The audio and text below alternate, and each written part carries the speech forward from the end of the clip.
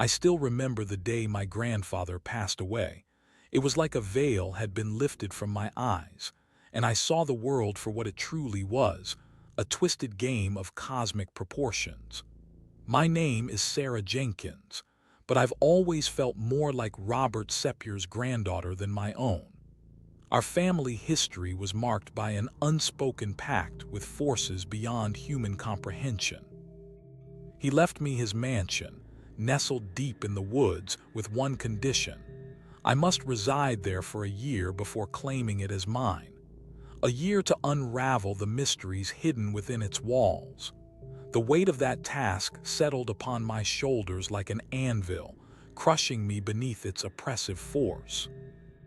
As I stepped into the grand foyer, a chill ran down my spine.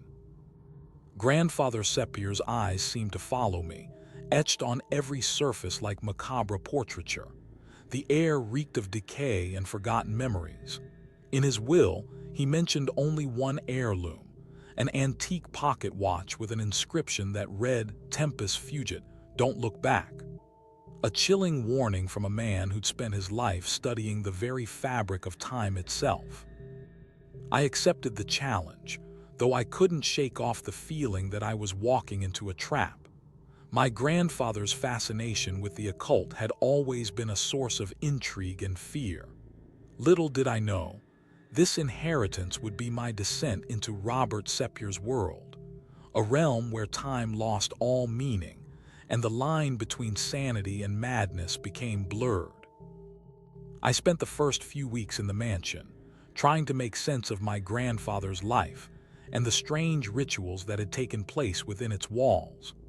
I discovered a collection of dusty books and manuscripts, bound in worn leather, adorned with symbols that seemed to dance across their surfaces like malevolent spirits.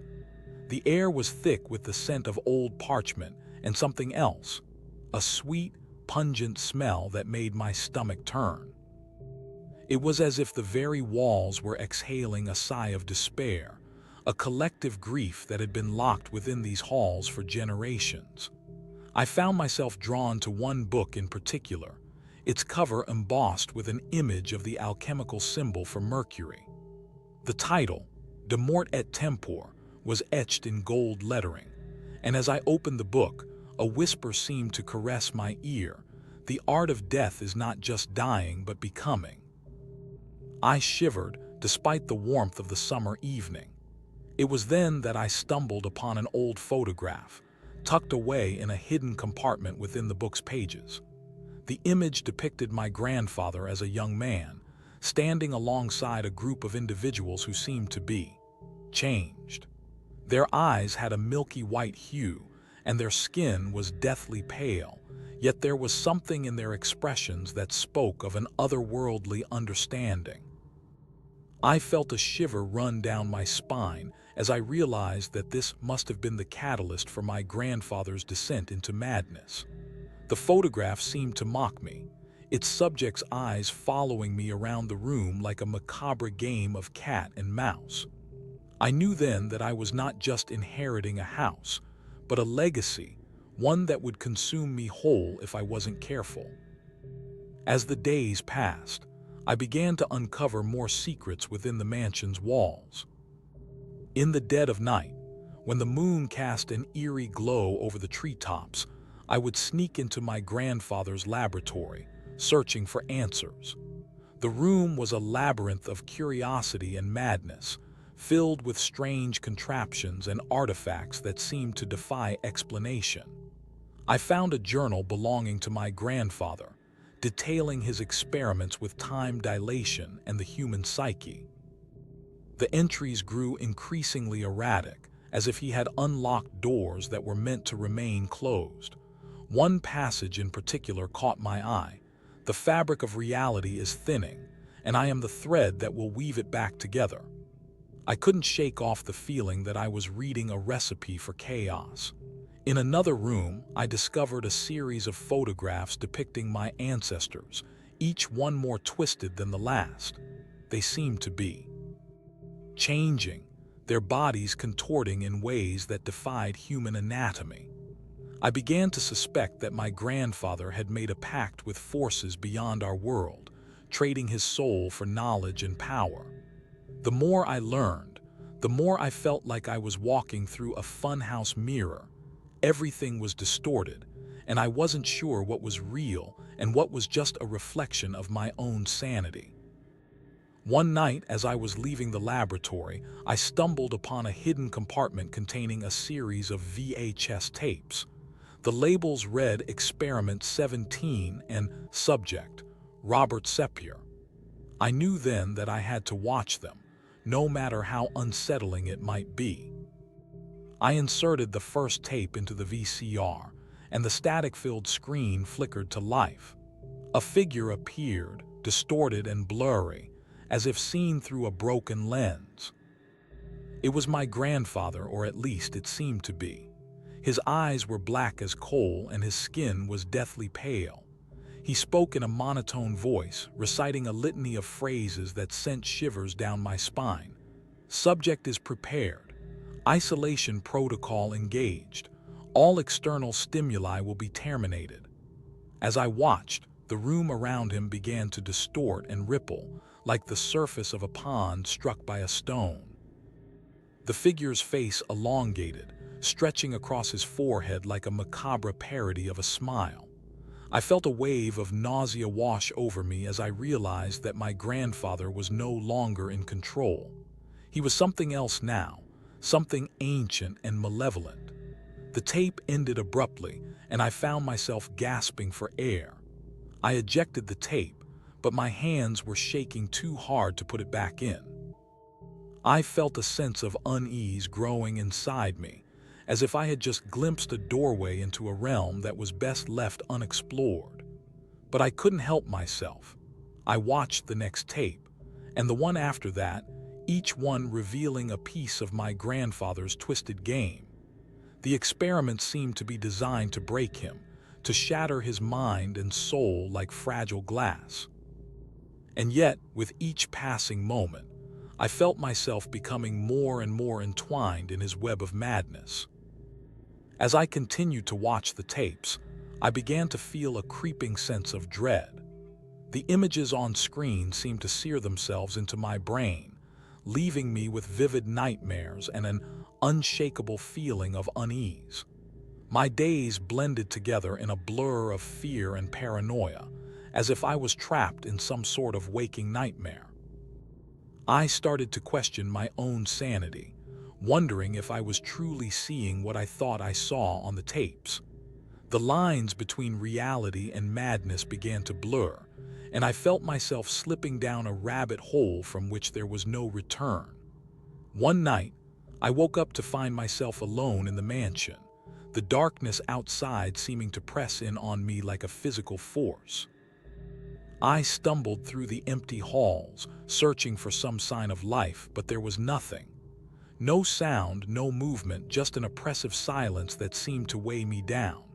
And then I saw a figure standing in the doorway of my bedroom, its eyes glowing with an otherworldly light. I froze, my heart pounding in my chest, as the figure began to move towards me. Its face was twisted into a grotesque grin, and I knew then that I was staring into the abyss.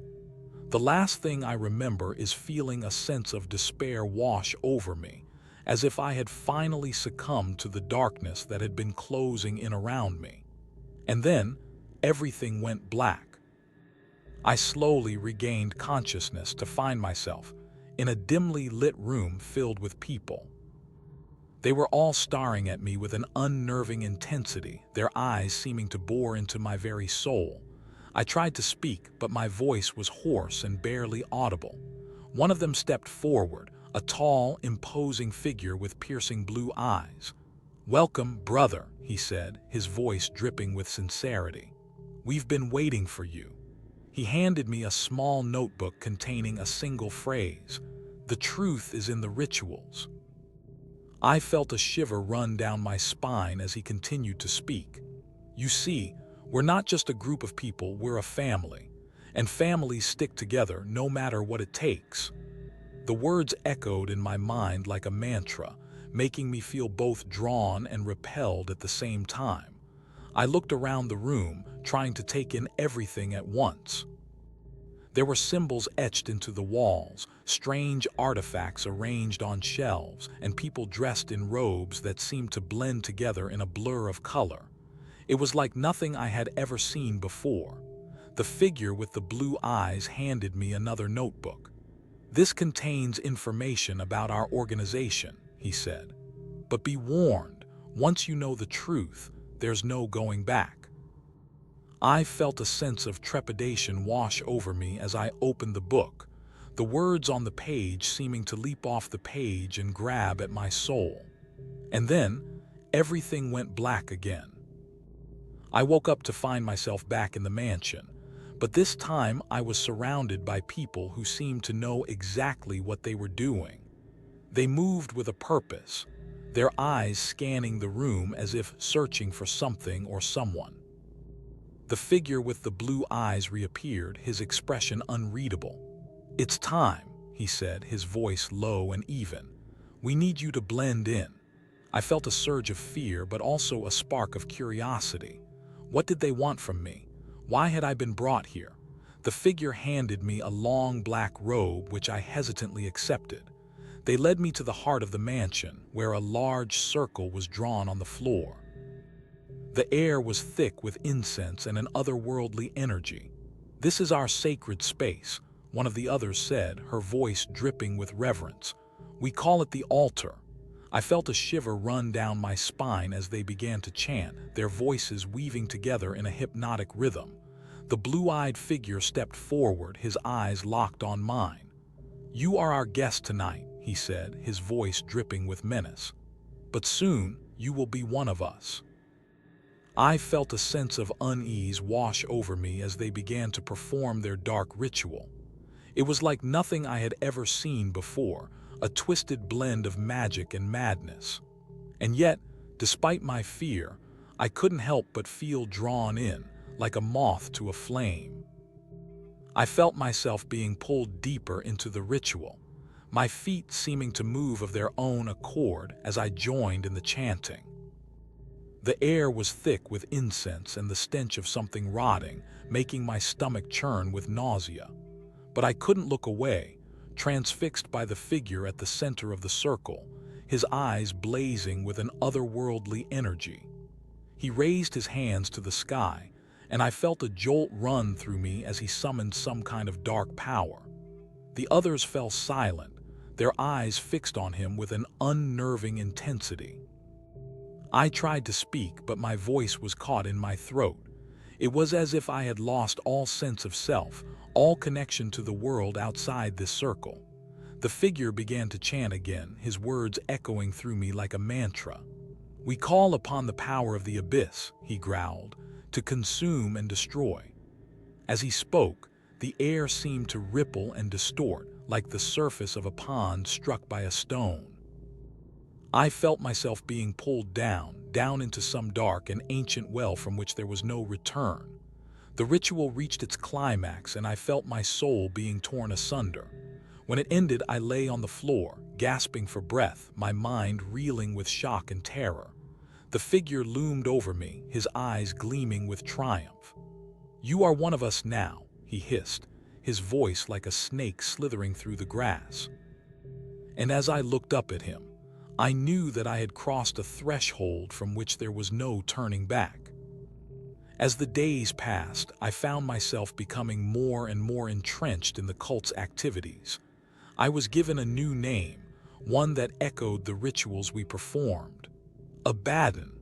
I felt like I was living a different life, one that was no longer my own. But despite my best efforts to conform, I couldn't shake the feeling that I was walking on thin ice.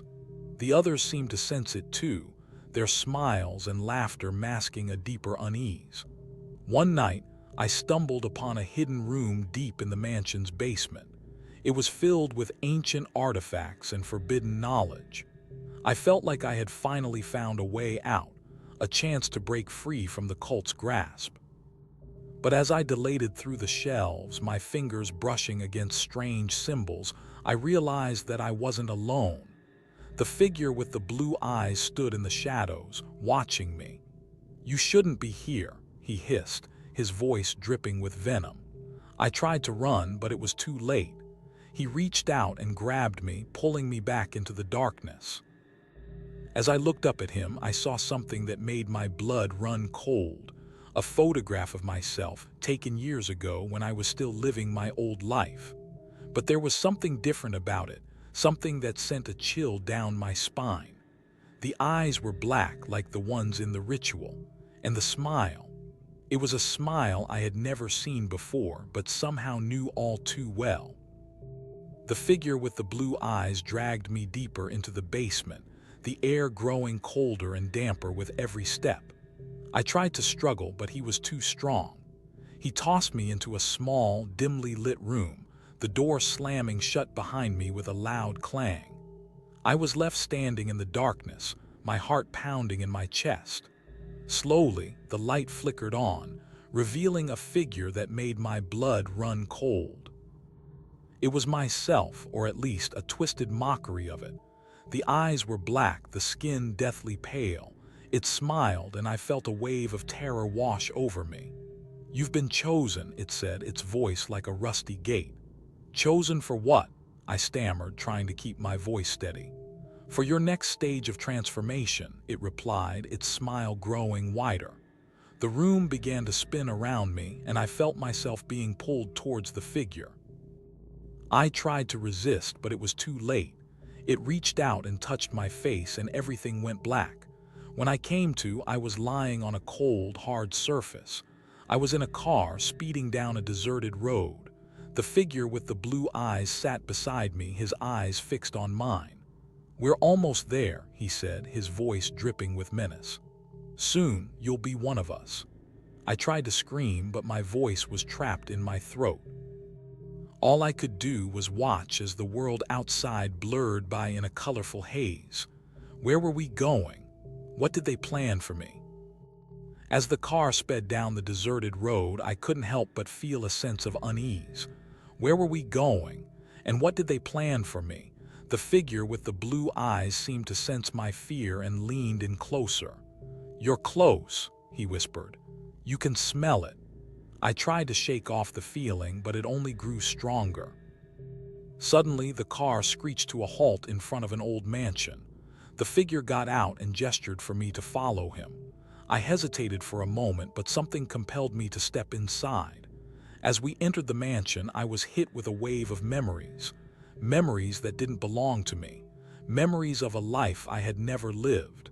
"This is where it all began," the figure said, his eyes gleaming with intensity. "Robert's journey." Suddenly, a figure emerged from the shadows. It was Robert, or at least a version of him that I recognized. He looked different, older, but there was something familiar about him. "Welcome home," he said, his voice low and husky. "I've been waiting for you." As I watched, Robert began to speak, telling me the story of how he had become a Baden, how he had made a pact with forces beyond human understanding, and how he had lost himself in the process. The figure with the blue eyes leaned in closer, his voice barely above a whisper. "This is where your journey begins." I felt a surge of fear and determination. I knew that I had to stop Robert, no matter what it took.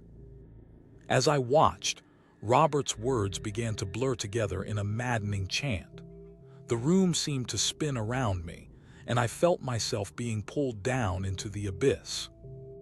The figure with the blue eyes leaned in closer, his breath hot against my ear. "You're one of us now," he whispered. "You'll never be free." I tried to push him away, but he was too strong. He dragged me deeper into the mansion, through corridors that seemed to stretch on forever. Every door we passed led to more questions, more lies. I began to doubt my own sanity. Was I really here, or was this just a product of my own fevered imagination? The figure with the blue eyes seemed to sense my confusion. He smiled, his eyes glinting with malevolence. "The line between reality and madness is thin," he said, "and you're about to cross it." We reached a door that I didn't recognize. It was old and worn, with intricate carvings that seemed to writhe like living things. The figure pushed the door open, revealing a room filled with mirrors. Each one reflected a different version of myself. Some were distorted, twisted beyond recognition.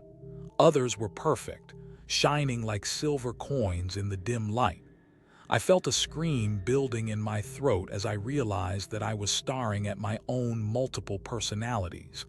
The figure with the blue eyes leaned in closer, his voice dripping with triumph. "This is where you'll find your true self,"